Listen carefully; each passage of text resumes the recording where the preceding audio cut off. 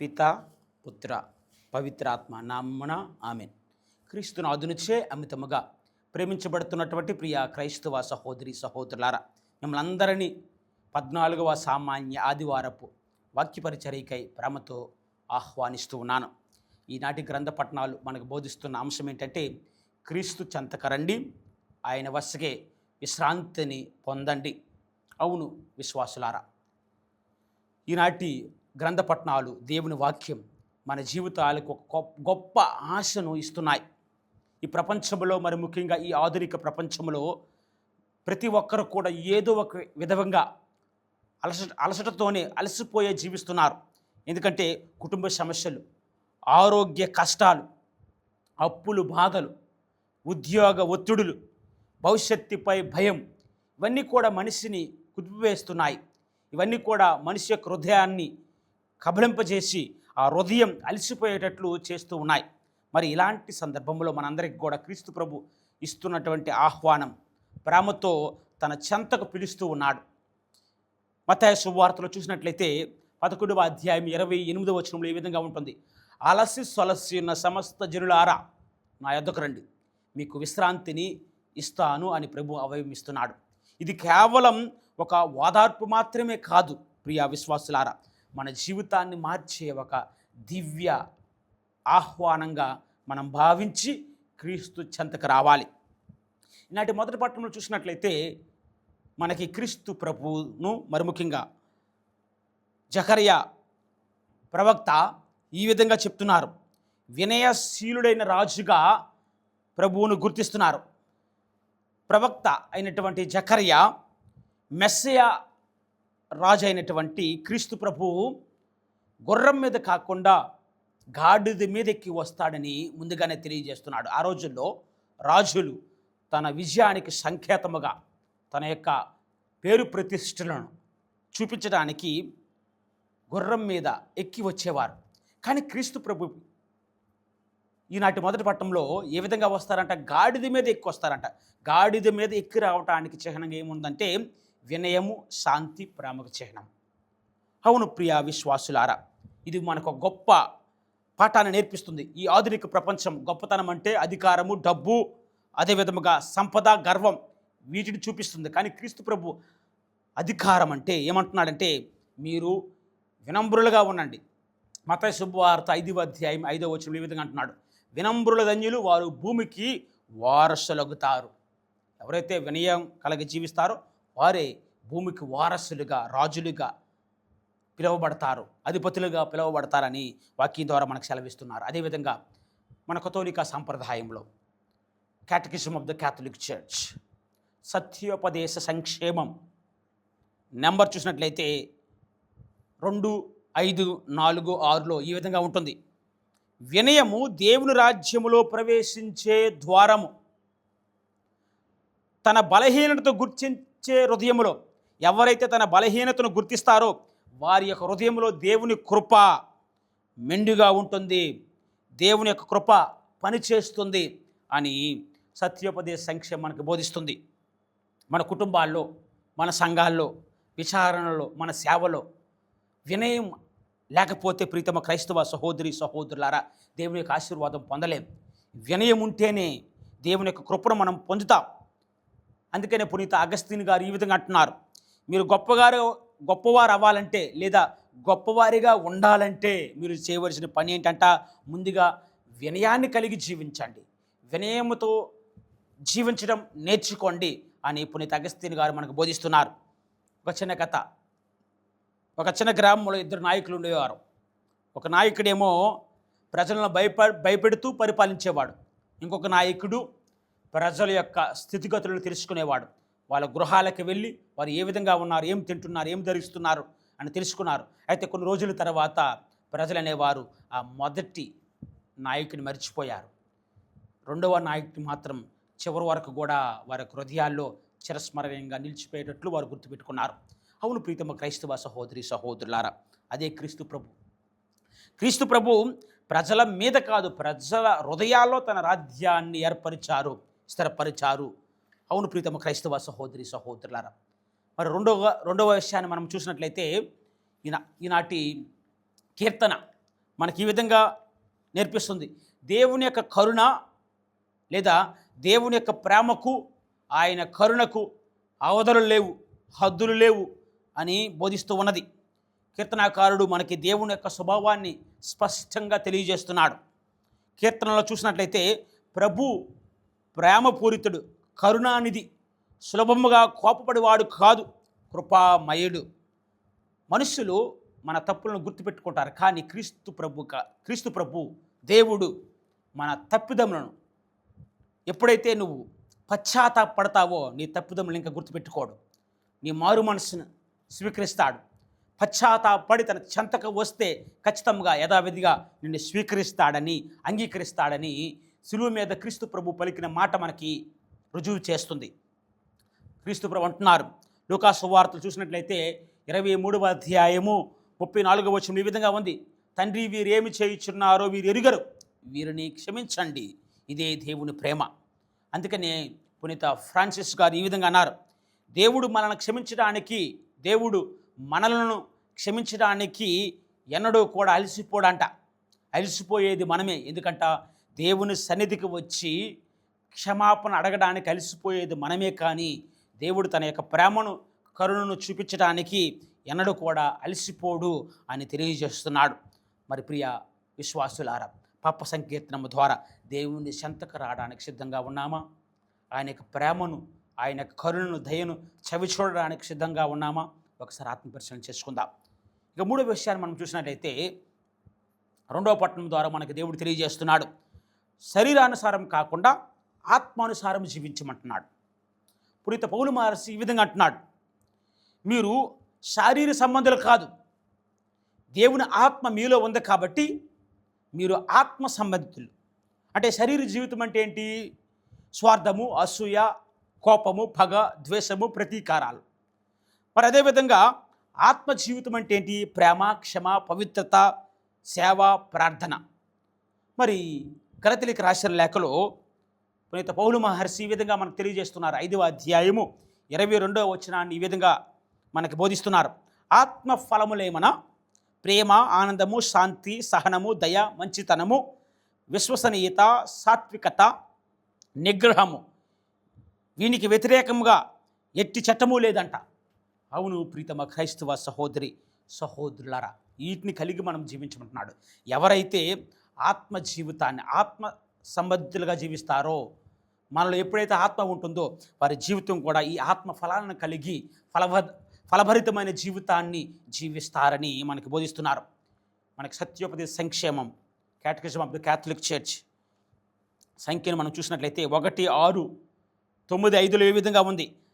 బాప్తిస్మ ద్వారా అంటే జ్ఞానస్నానము ద్వారా మనము క్రీస్తులో కొత్త జీవితం పొందాం, ప్రారంభించాం.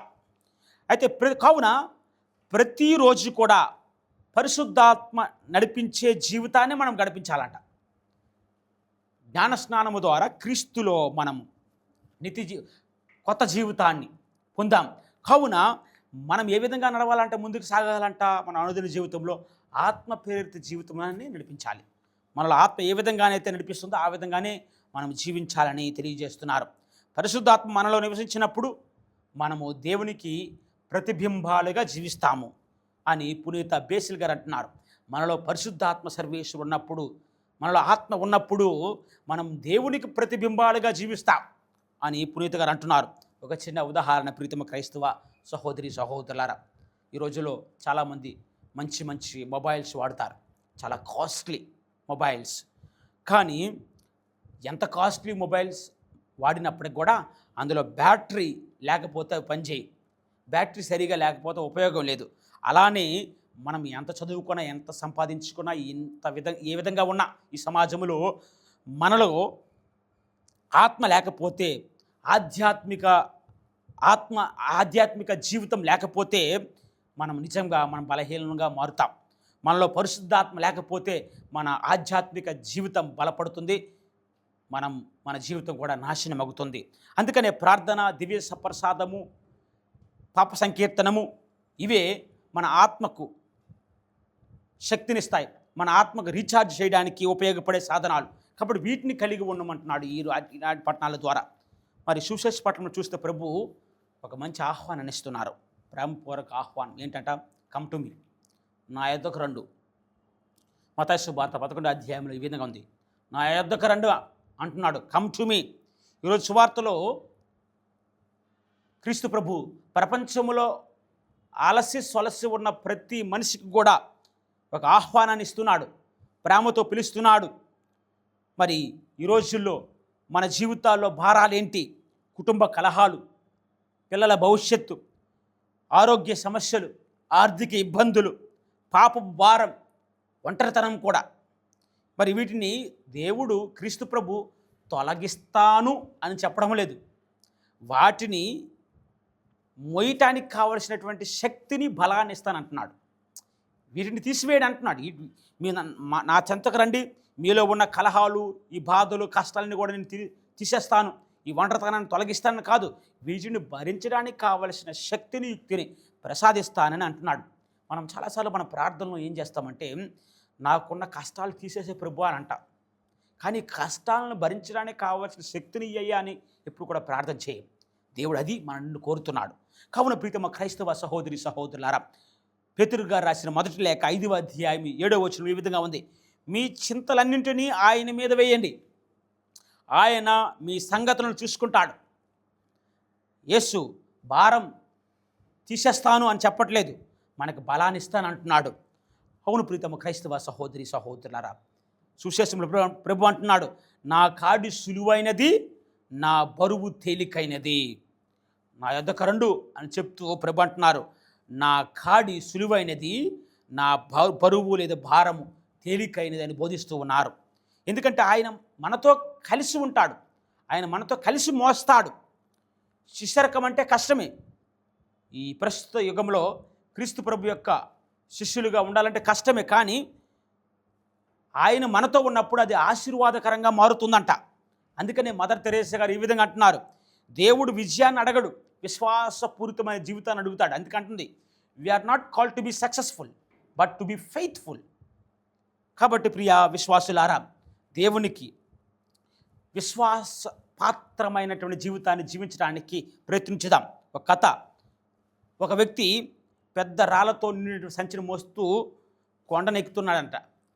ఒక వృద్ధుడు మధ్యలో అడిగాడంట, ఏంటయ్యా అంత కష్టపడుతూ భారంతో ఇంత పెద్ద మూటను మోస్తున్నావు, సంచిని మోస్తున్నావు, ఏంటివని అంటే ఆయన అన్నాడంట, నాలో కోపము, నా బాధ, అదేవిధంగా నన్ను క్షమించరాని మీద ద్వేషము, అసూయ, పగ అన్నాడంట.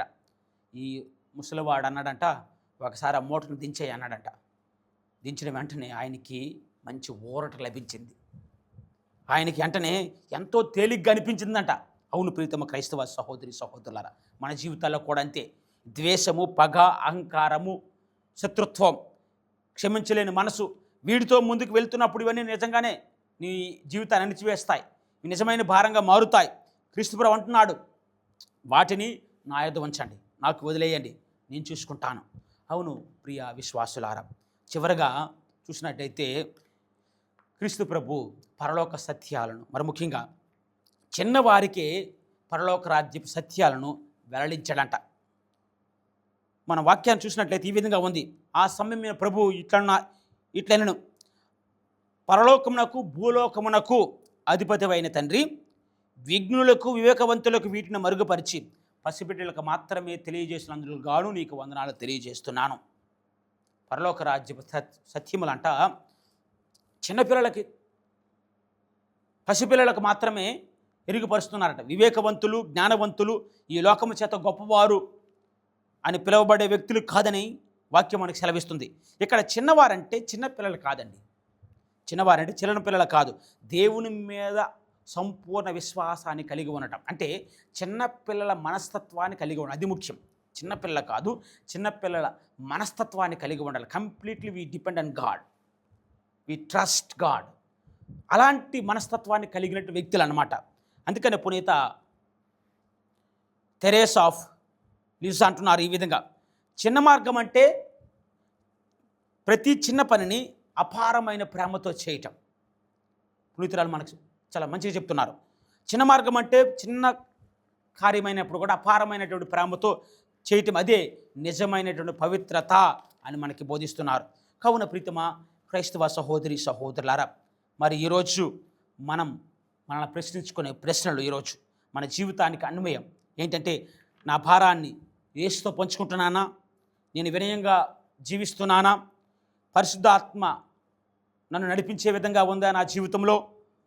ప్రార్థనకు సమయాన్ని కేటాయిస్తున్నానా? పాప సంకీర్తనం ద్వారా దేవుని యొక్క క్షమను పొందుతున్నానా? ఇతరులకు శాంతినిచ్చే విధంగా నా జీవితం ఉందా? ఒకసారి ఆత్మపరిశీలన చేసుకుందాం. ఈరోజు ప్రభు మనకు ఒకే ఆహ్వానాన్ని ఇస్తున్నాడు. నా యొద్దకు రండి, నా చెంతకు రండి. మన సమస్యలతో, మన కన్నీళ్లతో, మన పాపాలతో, మన బలహీనతలతో, మన కుటుంబాల్లో ఉన్నటువంటి బాధలతో మనం మగ్గుతున్నాం. ఇప్పుడు ప్రభు అంటున్నాడు, ఆయన హృదయం విశ్రాంతినిస్తుందంట. కాబట్టి వీరి రెండు కూడా విడిచిపెట్టి దేవుని చెంతకు వచ్చినప్పుడు మన హృదయాలకు విశ్రాంతి లభిస్తుంది.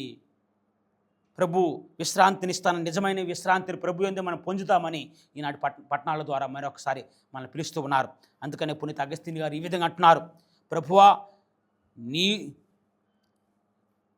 నీలో విశ్రాంతి పొందు వరకు నా హృదయానికి అశాంతిని అంటున్నాడు.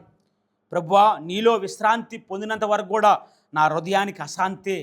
అవును ప్రియ విశ్వాసులారా, మరి అలాంటి విశ్రాంతి దేవుని చెంత పొందడానికి దివ్య పూజా బలిలో క్రీస్తును స్వీకరిస్తూ ఆయన వినయాన్ని, కరుణను, పరిశుద్ధాత్మ శక్తిని మన జీవితాల్లో నింపమని ప్రత్యేకముగా ప్రార్థిద్దాం.